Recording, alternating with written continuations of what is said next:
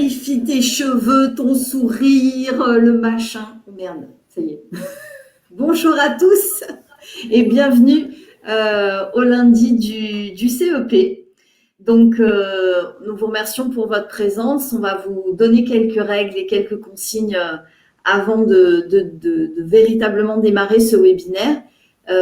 Vous allez voir que vous avez donc la possibilité en fait de poser vos questions parce qu'en fait nous ne vous voyons pas et ne vous entendons pas. Donc la possibilité que nous avons pour communiquer avec vous, c'est au travers en fait de l'onglet questions que vous avez en haut à droite de l'écran. Et pensez bien à en fait appuyer sur l'onglet questions et non pas chat parce que ça nous permet d'avoir les questions au même endroit. Vous avez aussi la possibilité de voter pour les questions qui vous intéressent et c'est ce qui permet de faire remonter en fait les questions qui sont les plus importantes pour les participants présents. Après ces quelques règles techniques, voilà, on vous présente en fait les lundis du CEP qui aujourd'hui sont destinés à toutes les personnes qui sont en activité ou indépendantes. Ce sont des webinaires donc, qui se déroulent exclusivement en ligne, qui sont évidemment 100% gratuits et qui vont traiter de différentes thématiques autour de l'évolution professionnelle. Aujourd'hui, ce qui nous intéresse plus particulièrement, ça va être la création d'entreprise, mais il y a d'autres webinaires autour du projet professionnel ou de la validation des acquis de l'expérience ou encore de comment est-ce qu'on peut mettre en avant ses ressources et ses talents. Donc, je vous invite à suivre en fait de façon attentive notre page, enfin nos pages, nos réseaux sociaux, parce que c'est comme ça que vous pourrez être informé de l'ensemble de ces webinaires. Ce sont des webinaires hebdomadaires, donc qui sont tous les lundis, c'est pour ça que ça s'appelle les lundis du CEP, et qui sont animés par des personnes, en tout cas des professionnels aujourd'hui, de l'évolution professionnelle. Et l'ensemble de ces webinaires sont disponibles en replay, et vous avez donc à l'écran, en fait, la possibilité d'avoir accès à ces replays. Donc aujourd'hui, on va parler du sujet de la création d'entreprise et notamment, on va zoomer plus particulièrement, vous verrez, sur un dispositif qu'on appelle le démissionnaire et qui permet, quand on est en activité, de pouvoir se lancer dans ce type de projet. Pour cela, donc, nous sommes deux animateurs. Je me présente et je laisserai la parole à ma collègue qui est ici présente aussi aujourd'hui. Donc, moi, je suis Carole Delampugnani. Je m'occupe en fait de l'animation et de la coordination de ce qu'on appelle le réseau EVA, qui est en fait un groupement aujourd'hui de partenaires qui délivre un service dont on va parler aussi ce matin, qui s'appelle le Conseil en évolution professionnelle. Et je vais laisser la parole donc à ma collègue Cécile. Merci ma chère Carole. Donc je suis Cécile Torgue. Ça résonne beaucoup là, non? J'ai un retour, excusez-moi. Pas chez nous, en tout cas. Non, d'accord. J'ai un retour uniquement de mon côté. Je continue, excusez-moi. Donc, je suis conseillère en évolution professionnelle. J'ai le plaisir d'exercer cette mission depuis janvier 2020, concrètement. Et donc, mon employeur est un opérateur du groupement du réseau EVA, voilà, porté par le CIBC Alpes-Provence. Et mon employeur, accessoirement, est la Chambre de commerce et d'industrie Aix-Marseille-Provence. Merci.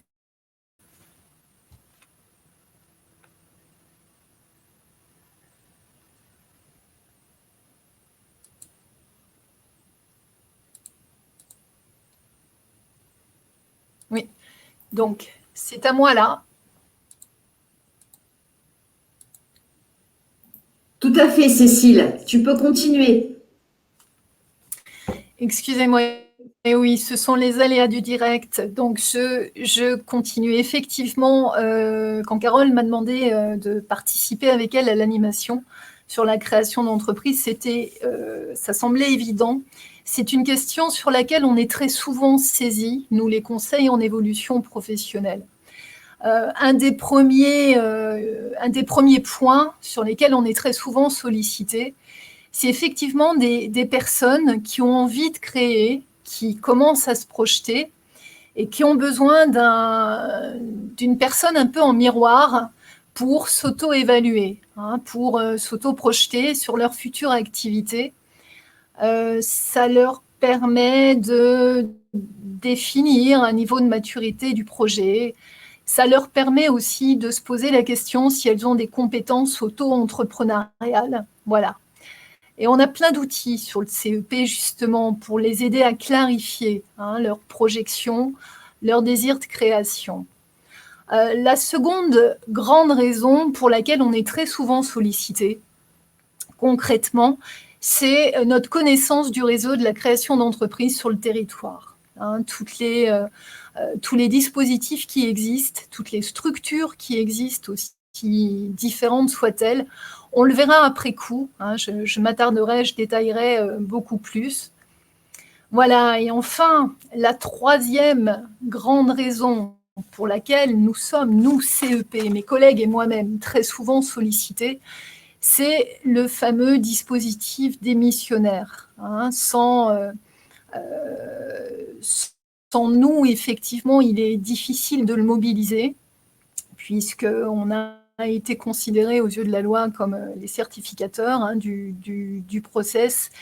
Et c'est sur ce point notamment que je vais beaucoup m'attarder, qui vaut la peine d'être présenté et clarifié, parce qu'on entend beaucoup de choses sur ce dispositif, et je vais en profiter pour bien vous le présenter correctement. Voilà. Donc, je vais passer à la suite. Je vais y arriver.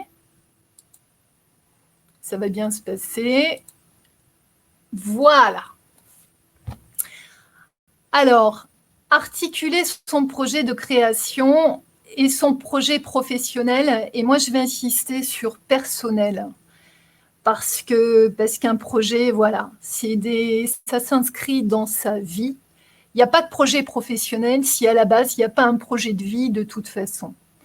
Voilà, donc ça se traduit, ce projet de vie, en termes d'échéance, en termes de personnes autour de moi, mes proches autour desquels je vais partager mon envie de créer, etc. Mais on verra ça plus tard. Pour le moment, une des premières raisons aussi sur laquelle on est souvent sollicité, c'est on vient nous consulter pour connaître les méthodes afin de concevoir son projet. Bon, il n'y a pas véritablement de méthode pour concevoir son activité. Ça part d'une idée, toujours. On essaie de voir au fil des mois, à court terme, à moyen, à long terme, dans quelle situation on aimerait être, ce qu'on aimerait faire. Et surtout ça, c'est s'entourer des bonnes personnes. Voilà. On a besoin, quand on crée son projet, il faut absolument en parler. Il faut le partager, s'entourer de regards experts. On le répétera jamais assez. C'est bien d'avoir une idée, c'est bien d'avoir des notions sur la gestion d'entreprise, mais ça ne remplacera jamais les doubles regards, la multiplicité de regards qu'on peut avoir sur une idée de création d'entreprise. Voilà. Puis cette idée de création d'entreprise, à un moment donné, il faudra être capable de se dire qu'elle ne peut pas marcher ou qu'elle va marcher à moitié et qu'il faudra trouver des solutions à un moment donné alternatives. Par exemple, j'avais encore le cas récemment dans mon bureau, je pensais à cette psychologue brillante, douée, pleine de talent vis-à-vis des autres, animée en tout cas de très belles valeurs et qui avait l'air extrêmement compétente. Et effectivement, on se posait la question vis-à-vis d'elle de la rapidité des revenus qu'elle dégagerait. Voilà. Donc, une des pistes alternatives qu'on avait bien sûr envisagées ensemble, c'était d'abord qu'elle garde à mi-temps un emploi salarié, par exemple, et qu'en parallèle, sur les 2 jours qui lui restaient sur sa semaine de 5, qu'elle puisse commencer à développer son activité tout en maintenant, par exemple, un revenu basique.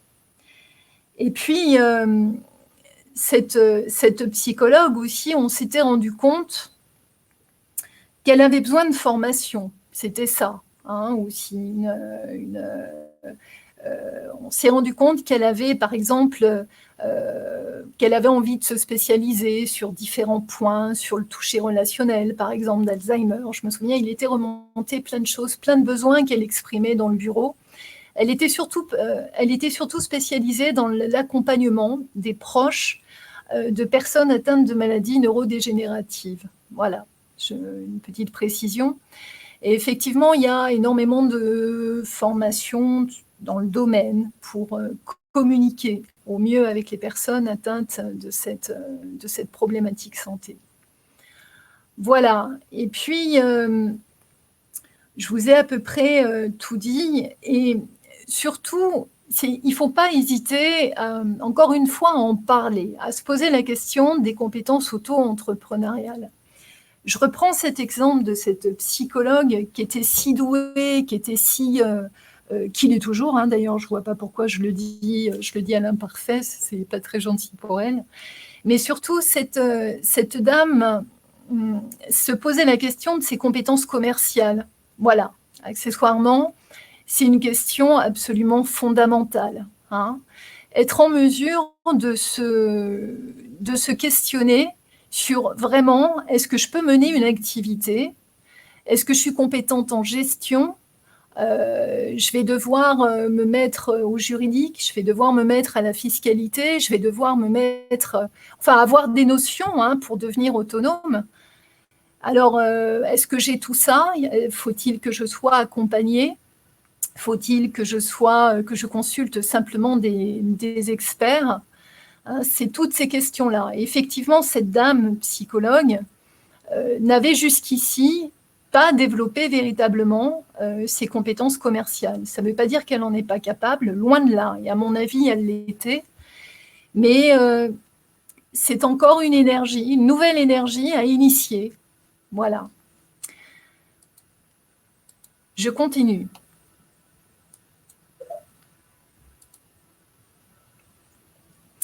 Alors, cette dame, justement, on avait beaucoup réfléchi toutes les deux, on avait travaillé, et l'idée, c'était de lui permettre, encore une fois, de s'entourer de regards experts. Alors, il y a, fort heureusement, en France, sur tout le territoire national, il existe une offre extrêmement importante sur la création d'activités.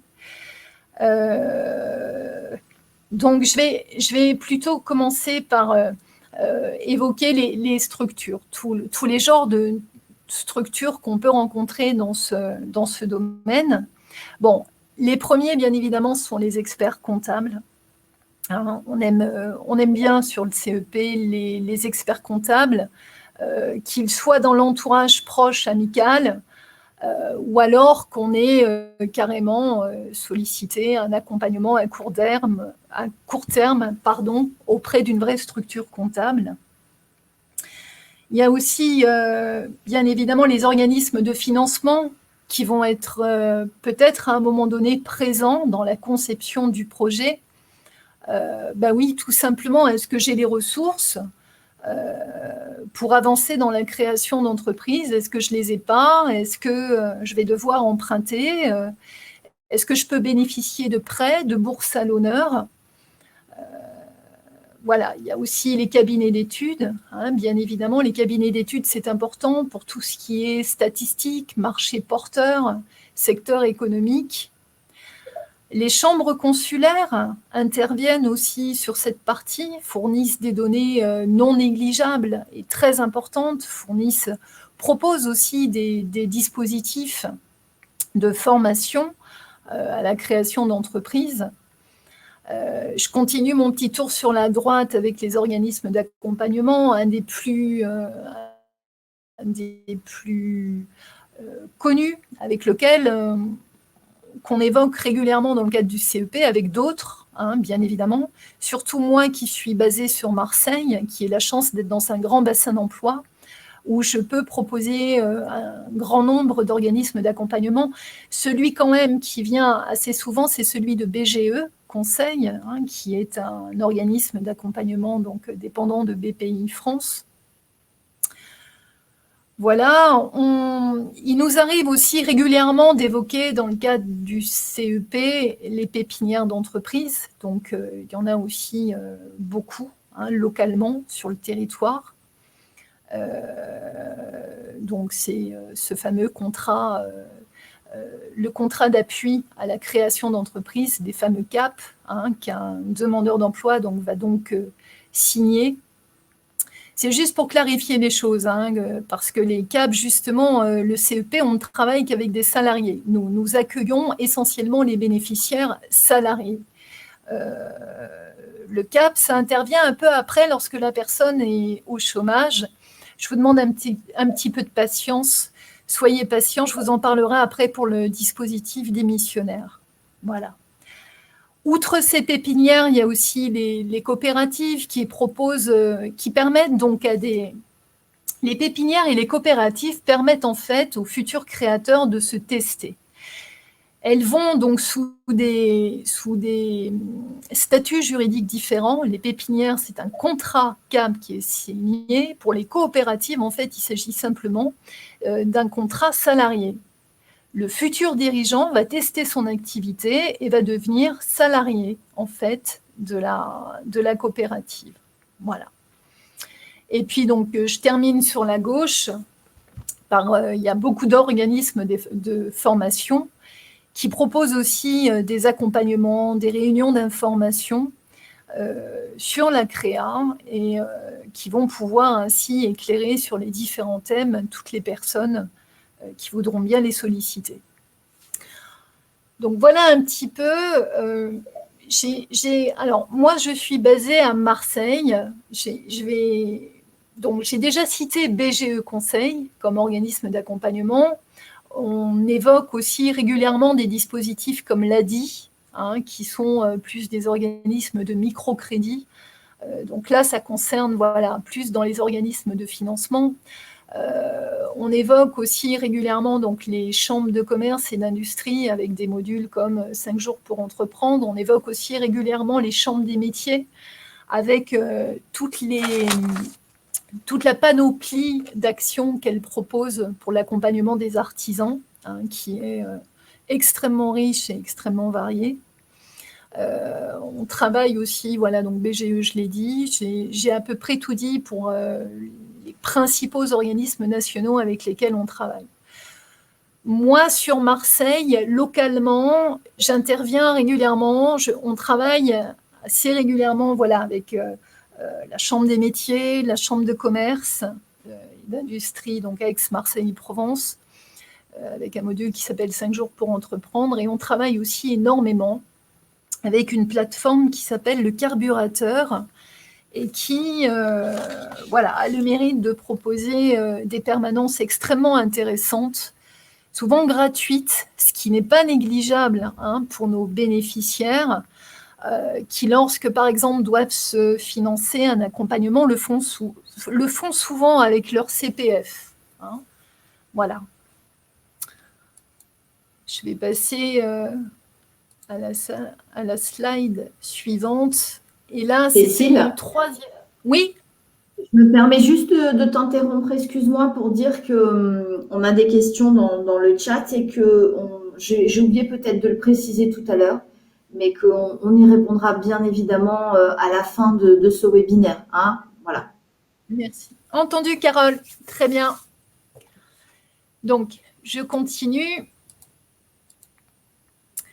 Alors, c'est effectivement mon troisième point de tout à l'heure, le dispositif démissionnaire, qui est un des axes, une des missions importantes qui concerne directement le conseil en évolution professionnelle. Alors, depuis, donc il émane de la loi Pacte de 2018, il a été créé en même temps que nous, donc c'est le conseil en évolution professionnelle. Et en fait, ce dispositif démissionnaire permet, pour la première fois en France, de poser sa démission et de percevoir le chômage. Ce qui jusqu'ici était impensable, tel que la loi était conçue. Alors, Il y a néanmoins 2 conditions très, très importantes pour la mobilisation du dispositif démissionnaire. C'est que, d'abord, la première chose, c'est d'y être éligible. Et la seconde, c'est que la personne qui souhaite mobiliser le dispositif démissionnaire, donc doit être salariée, devra travailler avec le CEP un projet de reconversion professionnelle. Il y a 2 projets de reconversion professionnelle possibles. Un qui passera par la formation et un second qui va passer notamment par la création d'activités. Et nous, CEP, dans le cadre de notre activité, on est extrêmement souvent sollicités sur ce deuxième plan. Voilà. Donc, une personne va venir à nous, concrètement. Voilà, Madame psychologue va partager avec moi son désir de quitter l'hôpital dans lequel elle est salariée depuis 10 ans en CDI.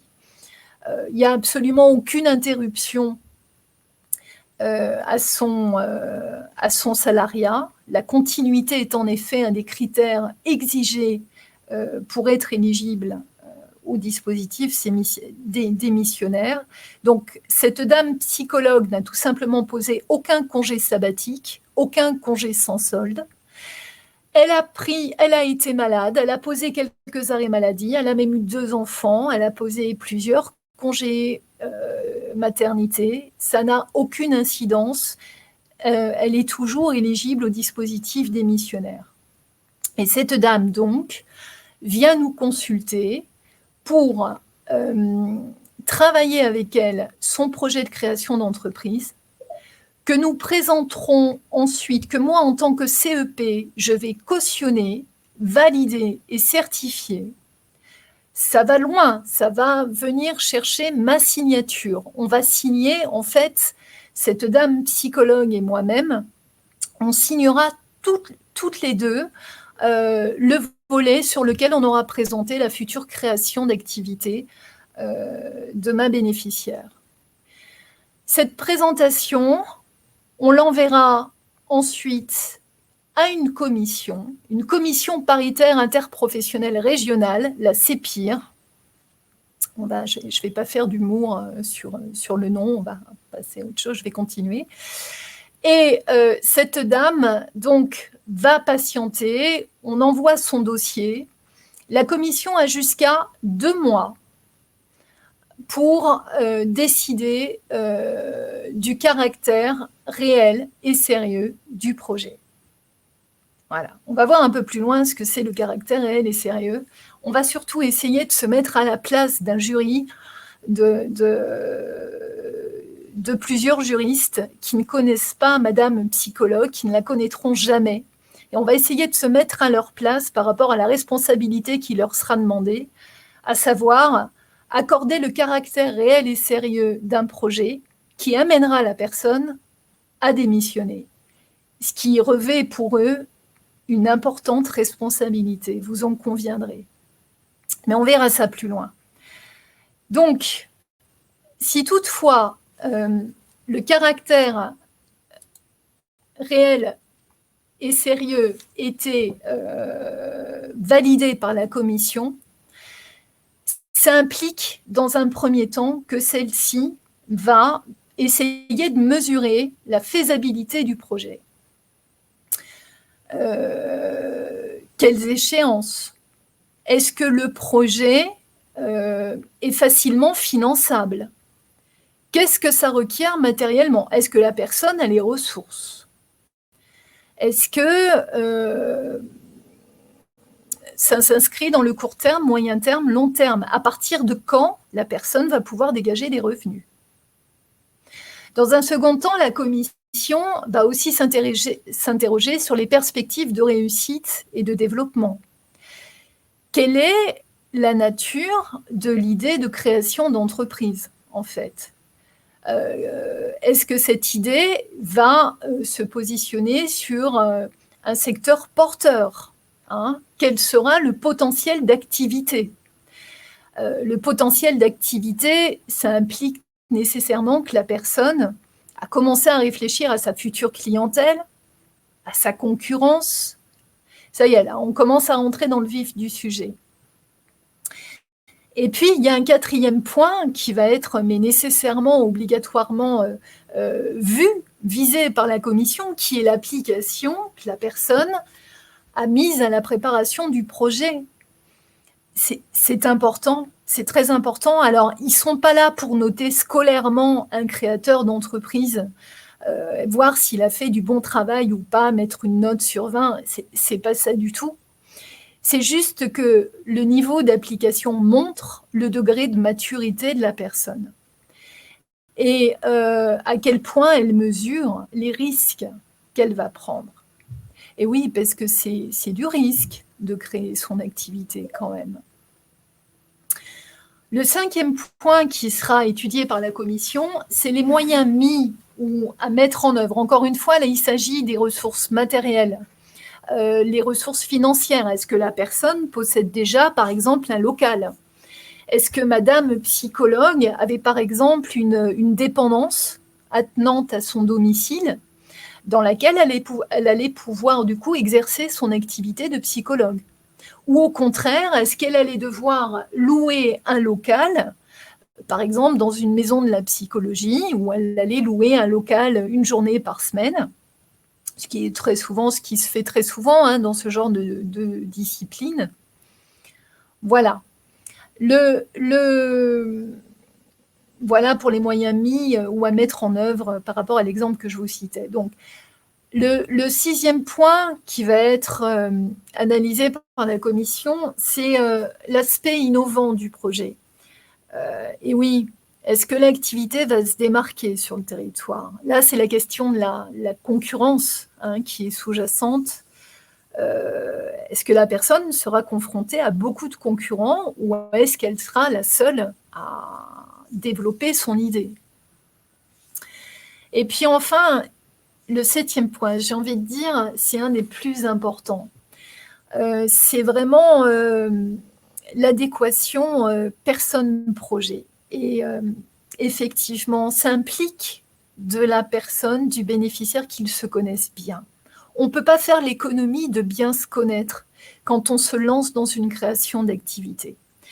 Quelles sont mes capacités? Quelles sont mes compétences? Qu'est-ce que je suis capable de faire? Si je n'ai pas la ressource ni la compétence en moi, où est-ce que je vais pouvoir aller la chercher? Est-ce que je peux déléguer? Alors, alors, ça dépend des projets de création développés. Moi, dans le cadre de mon activité, c'est souvent des projets unipersonnels. Il y a quelquefois des associations, mais la majorité du temps, ce sont des projets unipersonnels.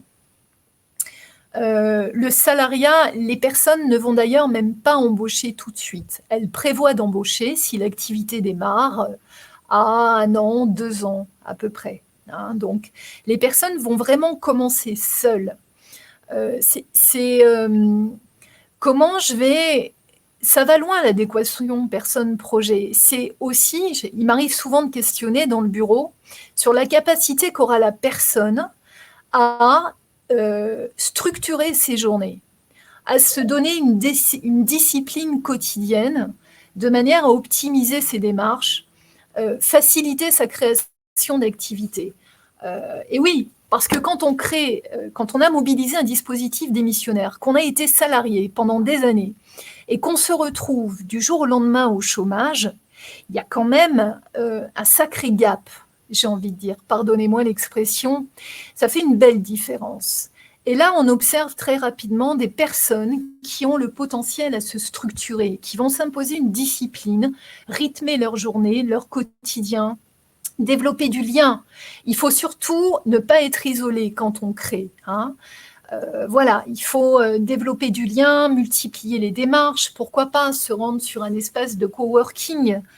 C'est souvent des choses qui sont évoquées aussi pendant nos entretiens sur le CEP. Voilà un petit peu ces multiples questions qui vont être prises en compte par la commission, la fameuse CEPIR, qui siègent tout simplement dans chaque transition pro-régionaux.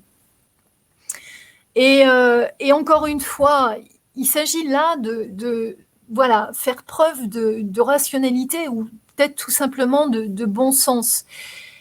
Comment un jury, comment une commission qui ne connaît pas le bénéficiaire, qui à partir de documents qui lui seront transmis, va décider de prendre la décision si oui ou non elle accorde le projet réel et sérieux. Encore une fois, j'attire votre attention sur la responsabilité que c'est pour eux. Voilà, ils vont quand même mettre quelqu'un dans une forme de, bah oui, disons le mot, dans une forme de précarité. Voilà. Alors, cela étant, je ne veux pas vous dissuader, loin de là, de mobiliser le dispositif démissionnaire, au contraire. Alors, les outils, les documents sur lesquels concrètement, cette fois-ci, va s'appuyer la commission, dans un premier temps, c'est l'étude de marché. Dans un second temps, c'est le prévisionnel financier. Alors, l'étude de marché, très souvent dans mon quotidien, dans ma pratique de conseillère, il ne s'agit pas de l'étude de marché avec laquelle on envoie les questionnaires, on tape sur un échantillon de clients, sur du marketing pur et dur. Hein. C'est l'étude de marché, c'est souvent un questionnement approfondi sur plutôt les futurs clients, quelle cible, quel public on va viser. Hein. Quelle sera aussi la concurrence au niveau statistique? Est-ce que le secteur d'activité sera porteur? Je conseille beaucoup, on travaille souvent avec mes bénéficiaires sur ces questions, n'hésite pas à solliciter les fédérations, par exemple. Hein. Voilà, pour une dame qui veut créer son entreprise de tatouage,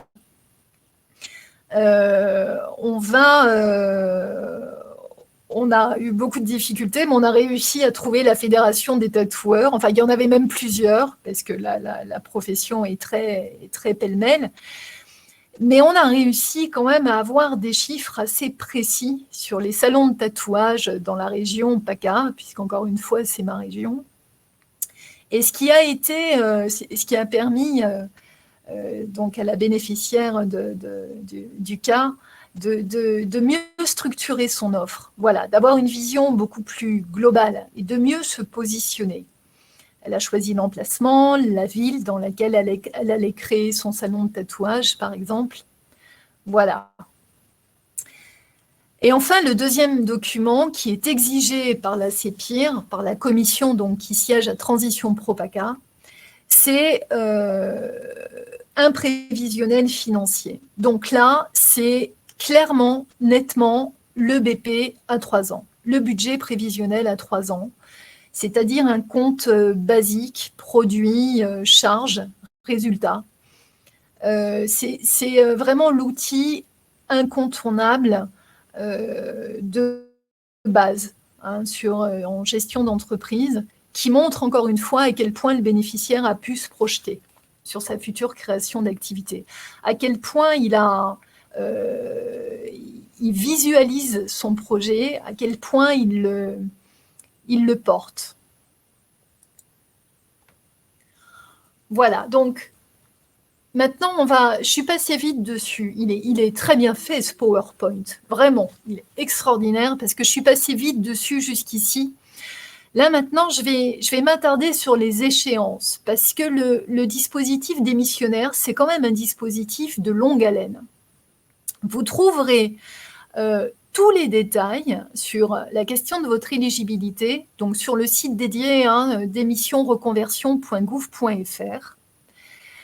Vous pourrez, c'est après coup que vous prendrez contact avec nous, avec un conseiller en évolution professionnelle.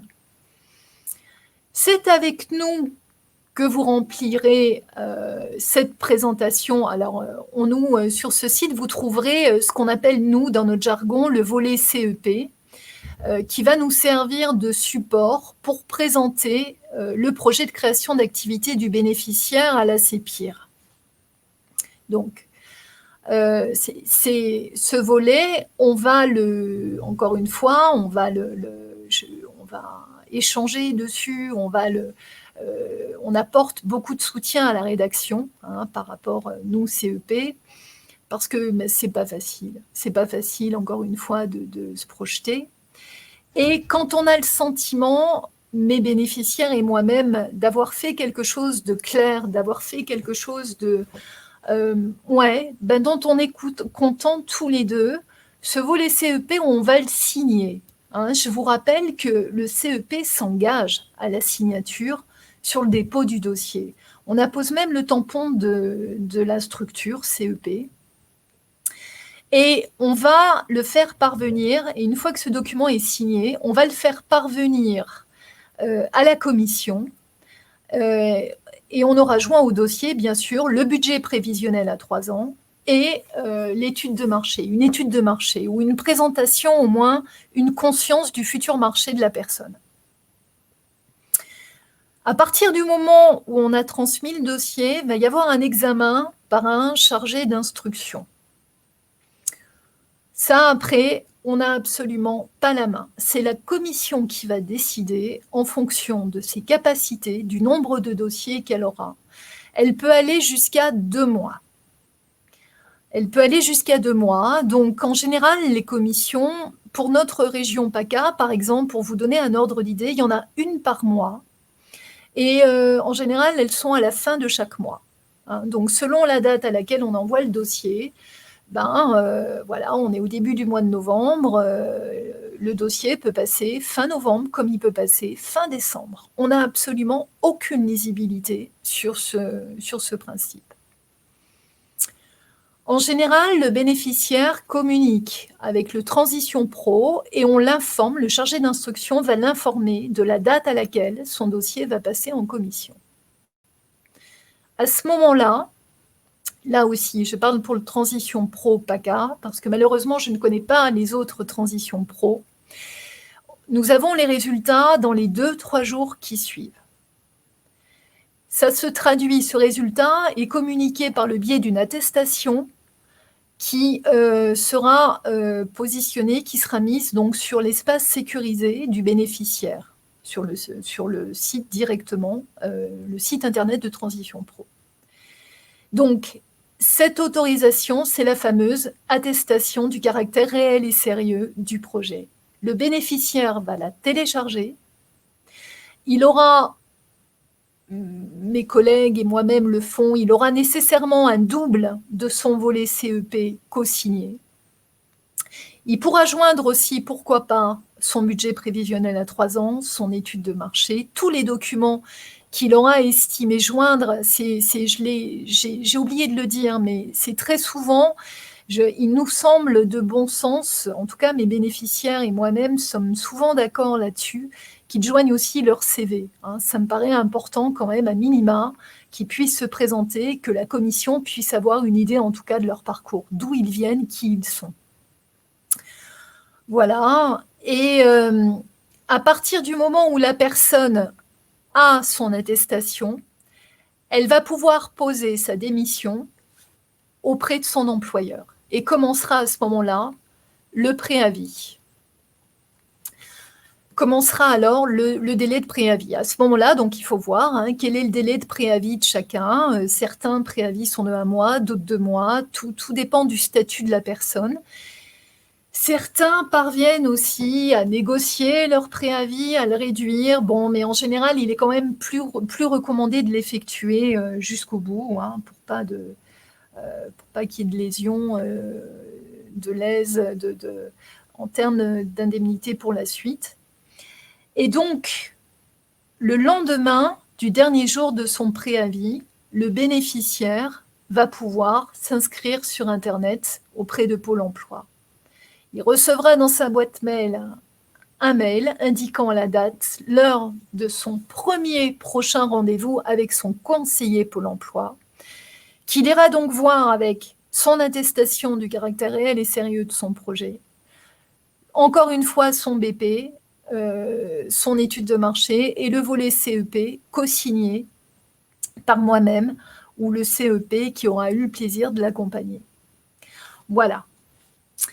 Un petit peu pour les délais. Donc, vous avez bien, je suis passée trop vite. Je reviens encore sur cette slide que j'arrive pas à quitter, parce que effectivement, là, c'est toute mon expérience qui m'interpelle. Vous l'aurez compris, il y a un délai assez long. Hein. Donc, déjà, la commission qui se donne 2 mois, plus un préavis qui peut aller d'1 mois, voire 2. J'attire votre attention sur cette échéance longue. Hein, vous avez compté comme moi. Là, dans ce cas précis, c'est 4 mois. Hein, des fois, c'est plus long s'il y a un préavis de 3 mois. C'est 4 mois à minima le délai d'un dispositif démissionnaire. Hein, donc, c'est pas quelque chose qui va se faire comme ça dans un claquement de doigts. Hein. Il faut l'intégrer, ce temps, c'est important pour la suite. Donc, nos conseils, ça, c'est des choses aussi qui remontent de l'expérience et encore une fois, ça relève du bon sens. C'est ça qu'on essaie de faire. Mes bénéficiaires essaient souvent de faire ça, de faire preuve de bon sens. Et ils ont bien compris que mobiliser un dispositif démissionnaire, ça se faisait d'autant dans de meilleures conditions que quand l'employeur était informé dès le départ. Voilà. Malheureusement, des fois, on n'a pas le choix. Des fois, on a affaire à des situations conflictuelles. Des fois, ça se passe magnifiquement bien. Après, c'est le tout à chacun. Mais voilà, c'est quand même bien quand l'employeur est informé dès le départ. Une deuxième chose qu'on observe aussi, qui est porteur et qui garant de réussite d'un projet de création d'activité, c'est la manière, la facilité dont la personne va rompre son isolement et dont elle va pouvoir parler de son projet autour d'elle. Ça, c'est vraiment important. Voilà, parce qu'à chaque fois, elle va se nourrir. Elle aura d'autres miroirs, elle aura d'autres idées, elle va pouvoir réajuster, consolider. Et c'est comme ça, chemin faisant, qu'elle va pouvoir construire un projet de création d'activité de plus en plus solide. L'important aussi, c'est que la personne puisse présenter son projet, parce qu'il se passe quelque chose de magique avec la récitation et la verbalisation. C'est que la personne clarifie elle-même les représentations qu'elle peut avoir de sa future activité. Ça, c'est assez magique. C'est un travail dont je suis souvent témoin, moi, dans le cadre du CEP. Je n'oserais trop recommander aux bénéficiaires qui veulent créer leur activité de se faire accompagner, évidemment. Hein. Encore une fois, j'ai cité, donc déjà, il y a nous, et puis, voilà, il y a tous les acteurs sur le territoire sur lesquels je me suis attardée précédemment, qui sont importants. Et enfin, le dernier point, anticiper une solution de secours. Faut toujours avoir un plan B. Parce que du coup, le plan A devient beaucoup plus léger, devient beaucoup plus ludique, entre guillemets, et la personne est beaucoup plus libre de réfléchir. Hein, il y a moins de pression. Et puis encore une fois, ça la sécurise, tout simplement. Hein, c'est une façon de minimiser les risques. Voilà. Merci Cécile pour cette riche présentation sur la création et le démissionnaire. J'ai pas trop été bavarde, ma chère Carole. C'est toujours précieux. Hein. C'est toujours précieux ce que tu dis. On va se donner encore un petit peu de temps pour vous faire une présentation peut-être plus générique aussi de ce que peut vous apporter le conseil en évolution professionnelle et qu'on ait la possibilité de répondre aux quelques questions qui nous ont été posées. Et tu verras que Cécile, que tu auras l'occasion de revenir encore sur le démissionnaire qui te tient tant à cœur. Alors, oui. Concernant le conseil en évolution professionnelle, vous l'avez compris, que vous souhaitiez aujourd'hui créer une entreprise ou reprendre une entreprise ou tout autre type de projet d'ailleurs, quel qu'il soit, vous aurez la possibilité, voire parfois même l'obligation, ça dépend de ce que vous allez décider de mobiliser, de solliciter donc ce qu'on appelle le conseil en évolution professionnelle, qui, comme la définition vous le montre à l'écran, est un service qui est avant tout gratuit et qui donc vous permet de faire tout simplement le point sur votre situation professionnelle ou d'aller plus loin et de mettre en œuvre, d'élaborer, de formaliser une stratégie qui vise vraiment à vous permettre d'évoluer professionnellement.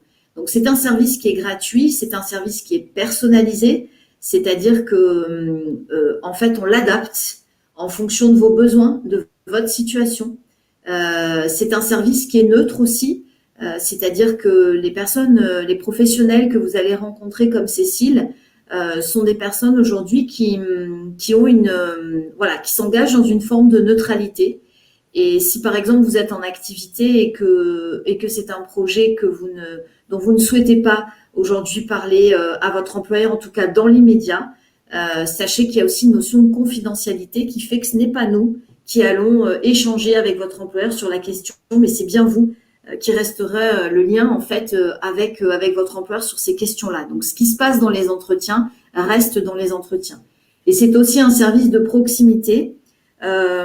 Cécile a donné des exemples de structures aujourd'hui qui sont propres à PACA, mais elle a aussi parlé de structures nationales. Et partout où vous vous trouvez en France, pas uniquement en PACA, vous avez tout à fait la possibilité de mobiliser en fait ce conseil en évolution professionnelle puisque le groupement dont on parlait tout à l'heure est national. Donc il est sur toute la France.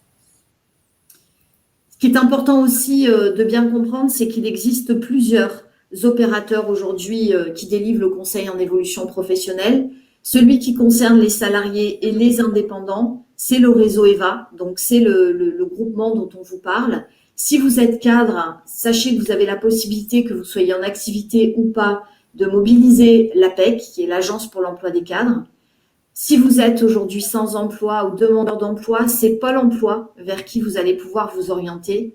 Si vous avez moins de 26 ans, ce sera l'Union nationale des missions locales.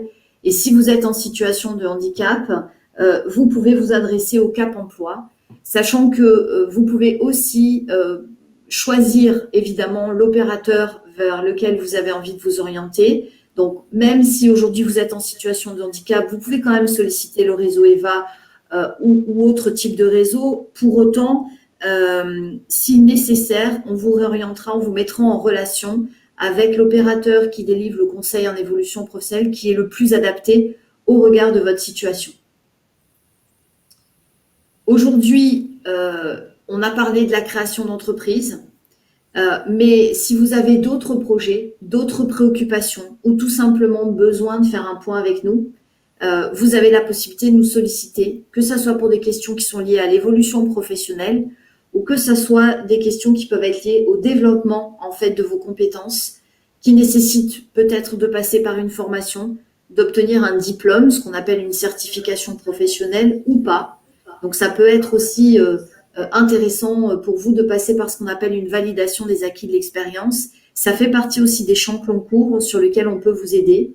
Idem pour tout ce qui touche à la reconversion ou la transition professionnelle ou encore tout ce qui peut toucher à la mobilité interne ou externe. Si vous avez tout simplement besoin de travailler votre stratégie de mobilité, votre stratégie de recherche d'emploi, retravailler sur des outils comme le CV, la lettre de motivation, vous préparer à des entretiens de recrutement. Sachez aussi que ça peut être les types de services et les types d'appui qu'on peut vous proposer. Donc pour résumer, je dirais qu'en fait, aujourd'hui, quand vous nous sollicitez, vous pouvez bénéficier soit d'un conseil personnalisé qui peut aller jusqu'à 2 mois d'échange, soit on peut vous accompagner de façon un petit peu plus, poussée, pour vous aider dans l'élaboration et la formalisation de votre projet, mais aussi dans la mise en œuvre de votre projet. Donc, si vous vous posez des questions actuellement et que vous vous demandez où vous en êtes, vers quoi vous avez envie d'aller, quels sont les types d'informations aujourd'hui dont vous pourriez avoir besoin pour vous accompagner, ou en tout cas pour aller plus loin dans ces démarches, vous pouvez nous rencontrer sans que ça vous engage forcément sur un accompagnement plus poussé, mais qui peut vous permettre déjà de faire un premier tri et qui peut vous permettre de clarifier déjà votre demande et votre besoin. Si après vous avez envie d'aller plus loin, que vous avez envie de savoir par où démarrer, parce que vous savez bien ce que vous envisagez, l'idée que vous avez, mais vous ne savez pas forcément par où commencer.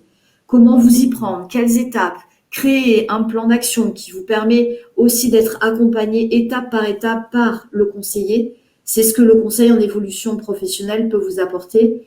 Idem dans la mise en œuvre de votre projet. Si jamais vous commencez à initier des démarches, mais que vous vous rendez compte que vous rencontrez des difficultés que vous n'aviez peut-être pas soupçonnées et que vous avez besoin d'être aidé pour lever justement ces difficultés, pour concrétiser la stratégie de mobilité, d'évolution, de reconversion, de création que vous envisagez de mettre en place, à ce moment-là, on peut vous accompagner sur tous ces aspects-là.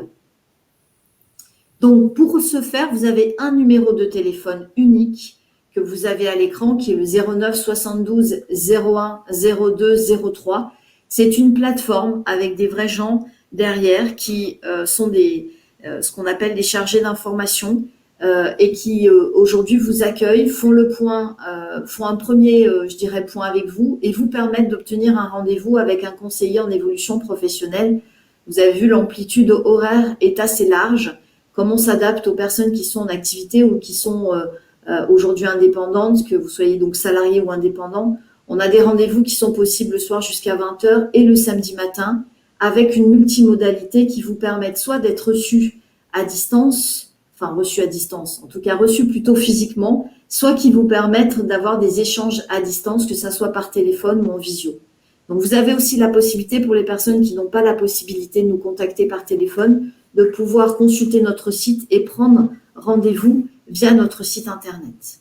Voilà. Donc, on vous remercie bien évidemment aujourd'hui pour l'écoute et le fait d'être resté avec nous, en tout cas jusqu'au bout de ce webinaire. Il nous reste une dizaine de minutes et c'est peut-être l'occasion pour nous de pouvoir répondre aux questions qui ont été posées dans le chat. Oui, on a un certain nombre de questions dans le chat, dans l'onglet questions. Je vais les reprendre de manière chronologique, même si on en a deux qui ressortent du lot. La première, c'est savoir s'il y a des outils pour faire une étude de marché. Cécile, je te laisse prendre la parole. Oui. Oui, il y a plein d'outils qui existent pour l'étude de marché, notamment Wikicrea, qui propose quelque chose de relativement intéressant. Et je dis relativement intéressant parce que les outils, c'est fait pour être adapté. Donc, je recommande à la personne d'aller chercher de ce côté-là. J'invite la personne aussi à aller voir du côté de BPI France, notamment les fiches BPI. Il y a des choses assez intéressantes sur les grands principes de l'étude de marché. Voilà un petit peu ce qui me vient à l'esprit dans un premier temps, si ça lui suffit, si j'ai bien répondu à sa question. Oui, on a un merci dans le chat. Du coup, je passe à la seconde question qui avait le plus de votes. Est-ce qu'on peut faire la demande d'un CEP si le projet est déjà monté? Alors, on peut solliciter un CEP si le projet est déjà avancé, est déjà élaboré, mais attention, la création d'activité ne doit pas être enregistrée. Voilà, ça c'est primordial. C'est vraiment important parce que ça risque de menacer vos futures indemnités. Tout simplement, Pôle emploi n'acceptera pas. Ça ne posera pas tant de problèmes au niveau de la CEPIR, qui va, elle, surtout s'attacher au caractère réel et sérieux du projet, selon les termes de la loi, encore une fois. Mais surtout, si l'entreprise est déjà créée, vous allez vous présenter au conseiller Pôle emploi et il y aura des indemnités remises en question qui seront reconsidérées. Voilà, là, j'alerte, attention, soyez prudents. Si je peux me permettre de compléter ce que tu viens de dire, Cécile, qui est tout à fait juste, il faut bien comprendre que le dispositif démissionnaire, il s'inscrit dans une logique qui est qu'on démissionne parce qu'on met en œuvre un projet un projet professionnel qui a été préalablement mûri, travaillé et accompagné, justement dans le cadre du conseil en évolution professionnelle. Donc, si vous mobilisez un dispositif démissionnaire alors que le projet a déjà été initié, vous n'êtes plus dans la logique, je dirais, de la construction, en tout cas de la mobilisation de ce dispositif. C'est ça qu'il faut garder en mémoire. Après, hormis le démissionnaire, si vous avez déjà, comme le disait très justement Cécile, avancé sur un projet, il est tout à fait possible de solliciter le conseil en évolution professionnelle. Mais dans le cadre du dispositif démissionnaire particulièrement, ce dispositif s'inscrit dans une logique de mise en œuvre de projet. Donc, si le projet est déjà mis en œuvre, le dispositif démissionnaire, logiquement, ne sera plus mobilisable. Merci à vous deux. On avait du coup, je les prends un petit peu dans le désordre, savoir s'il existe des formations création d'entreprise gratuites sans utiliser le compte CPF. Alors, là, tout dépend de l'œuvre, de l'offre du territoire. J'ai la chance de travailler dans un grand bassin d'emploi. Donc, oui, il y a quelques structures qui proposent des services gratuits sur Marseille. Malheureusement, si la personne est dans une autre région de la France, je suis désolée pour elle, je ne connais pas les structures auprès desquelles elle pourrait s'adresser. Je l'invite à bien chercher, à bien s'informer sur son territoire, si c'est le cas. Après, clairement, les accompagnements seront payants via CPF. Mais oui, je comprends qu'on hésite à mobiliser, à engager son CPF dans un accompagnement à la créa. Je reste convaincue que pour une personne novice, isolée, cet accompagnement peut être très, très utile et très, très important. Voilà. Merci Cécile. Est-ce qu'on peut demander à réduire la période de préavis sans avoir d'impact sur la suite pour le dossier démissionnaire? Non, il faut... Moi, j'ai certains de mes bénéficiaires qui sont effectivement dans l'urgence. Parfois, on est confronté à des cas où il y a une mission. Par exemple, un ingénieur qui quitte un bureau d'études et qui veut se lancer en freelance. Le cas m'est arrivé relativement souvent qu'ils ont déjà des clients, ils ont déjà des missions à venir. Et s'ils tardent trop, ils vont perdre ces missions. Donc ça, c'est des vrais soucis. En général, ils arrivent à trouver un accord amiable avec leur employeur. Donc une réduction du préavis sans que ça les pénalise au niveau de Pôle emploi. Attention, hein, il peut y avoir des pénalités au niveau des indemnités. Après, les pratiques sont diverses et variées. Il y a une loi précise dessus. Après, tout dépend du degré d'entente avec l'employeur. Mais il faut être prudent aussi sur la réduction du préavis. Bon, Cécile, tu me confirmes que le conseiller CEP saura alerter et répondre en fonction de la situation particulière de chacun? Tout à fait, tout à fait. On s'adapte, bien sûr. Chaque bénéficiaire est unique, chaque bénéficiaire est forcément, on apporte un conseil individualisé, personnalisé, plus. Et puis moi, je pars au bout du monde avec eux de toute façon à chaque fois. Et forcément, c'est pour vivre une aventure partagée, quoi. Voilà. Moi, j'ai quand même envie de leur dire, en région PACA, j'ai observé peu de refus sur des questions de reconversion, création d'activités. Voilà, il y a quand même... J'ai eu le bonheur et le plaisir d'accompagner des projets magnifiques. Et si dans les 3 exemples que je vous ai cités jusqu'ici, il y avait notamment des personnes indépendantes, c'est pas toujours le cas. J'ai eu des associations d'architectes, j'ai eu des franchises, des créations de franchises. Il y a vraiment toutes sortes de projets qui sont permis et on s'adapte à chaque fois, quoi. Voilà, Annabelle, si j'ai répondu à la question. Oui, je pense. Merci Cécile. Je vois qu'il est 29. On se prend une dernière petite question. Dans le cadre des commissions paritaires interprofessionnelles régionales, les fameuses CEPIR, le dossier passe quand il y a... Donc c'est une question. Est-ce que le dossier passe quand il y a uniquement de la place, mais donc pas forcément le mois du dépôt? Et on demande confirmation sur le fait que les délais de réponse au projet peuvent donc être de 2 mois. Alors, il y a un transition pro par région sur tout le territoire national. Donc, notre rôle CEP PACA, c'est de connaître les yeux fermés le fonctionnement de la commission de la CEPIR en PACA. Je ne saurais me prononcer pour les autres. En tout cas, sur notre territoire, Provence-Alpes-Côte d'Azur, il est clair que les délais sont de 2 mois. Le dossier peut passer de l'échéance sur le mois en cours, ou ça pourrait être le mois prochain. On n'a absolument aucune lisibilité. Et je me permets de rajouter qu'il faudra quand même aussi un délai au CEP pour s'imprégner du projet de la personne, la conseiller au mieux, faire décoller certaines choses avec elle s'il y a des choses sur lesquelles elle est passée, elle n'a pas vu. J'alerterai l'attention sur différents points. Ça demande aussi un petit peu de temps. Attention.